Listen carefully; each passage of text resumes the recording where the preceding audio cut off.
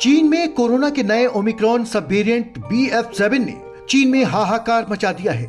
BF7 ही वो संभावित सब वेरिएंट है जो चीन में बढ़ते कोविड के मामलों के लिए जिम्मेदार है। चीनी नागरिक कोरोना के कहर से जूझ रहे हैं। अब सवाल ये उठता है कि क्या चीन का पड़ोसी मुल्क भारत यानी हमारा देश भी कोरोना की चौथी लहर का सामना करेगा? क्या भारत में भी चीन की तरह ही कोरोना से एक बार फिर मौत का तांडव देखने को मिलेगा? सवाल कई हैं, लेकिन इनके जवाब ना तो सरकार के पास पूरी तरीके से हैं, ना ही स्वास्थ्य एजेंसियों के पास। तो फिर क्या और कैसे बचेंगे हम कोरोना के आने वाले चौथे हमले से? चलिए समझते हैं। जानकारी के मुताबिक कोरोना के नए सब वेरिएंट BF7 से ग्रसित 3 मामले अभी तक भारत में पाए गए हैं। पहला BF7 का मामला अक्टूबर में गुजरात बायोटेक्नोलॉजी रिसर्च सेंटर के सामने आया था। अभी तक गुजरात में 2 और ओडिशा में 1 मामला सामने आया है। जानकारी के मुताबिक गुजरात के स्वास्थ्य विभाग ने बताया है कि जिन 2 लोगों में ये सब वेरिएंट पाया गया था वो अब ठीक हो चुके हैं, यानी राहत की बात है। तो क्या देश के सभी नागरिक चीन में हाहाकार मचा रहे कोरोना के इस नए सब वेरिएंट BF7 से महफूज हैं? इस बात पर देश के स्वास्थ्य मंत्री मनसुख मांडविया के साथ मीटिंग में एक्सपर्ट्स ने जवाब देते हुए कहा कि अभी कोविड के मामले देश में नहीं बढ़े हैं, लेकिन सतर्कता यानी सावधानी बढ़ाने की जरूरत है। साथ ही नए और मौजूदा वेरिएंट पर नजर रखने और उन्हें ट्रैक करते रहना होगा। यानी कोरोना के नए सब वेरिएंट से अभी भारत में चीन जैसा खतरा नहीं है। तो फिर सवाल ये उठता है कि क्या है ये नया सब वेरिएंट? जब भी कोई वायरस म्यूटेट करता है तो एक नई कैटेगरी, लीनिएज या सब कैटेगरी शुरू कर देता है।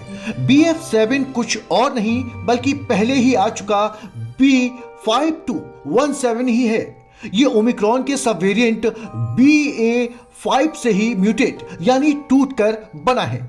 इसी महीने एक वैज्ञानिक पत्रिका सेल होस्ट एंड माइक्रोब में छपे लेख में इसे अपने वास्तविक वेरिएंट से 4 गुना अधिक प्रतिरोधक क्षमता वाला वायरस बताया गया है, जिसका अर्थ यह है कि लैब में संक्रमित या वैक्सीनेटेड मनुष्य की BF7 को तबाह करने की क्षमता काफी कम है।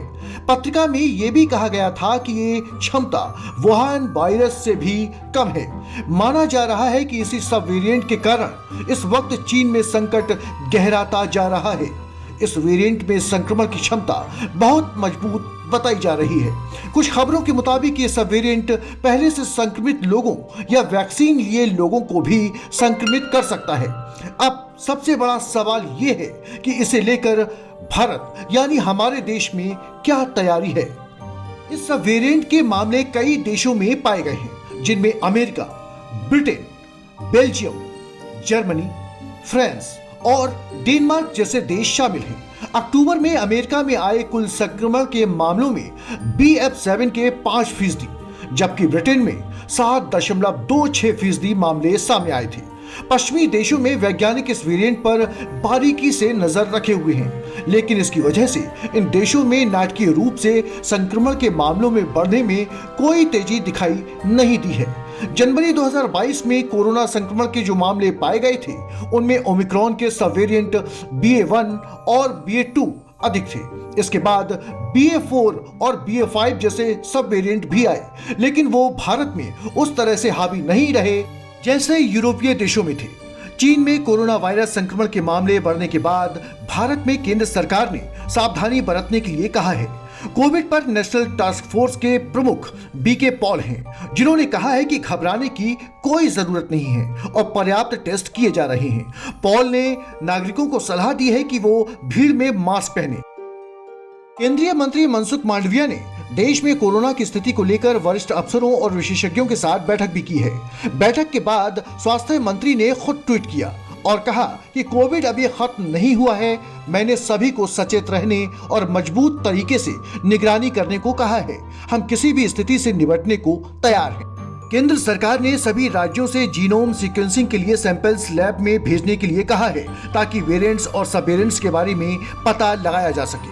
आपको ये जानकारी कैसी लगी? कमेंट बॉक्स में कमेंट जरूर करें और चैनल को सब्सक्राइब करना ना भूलें।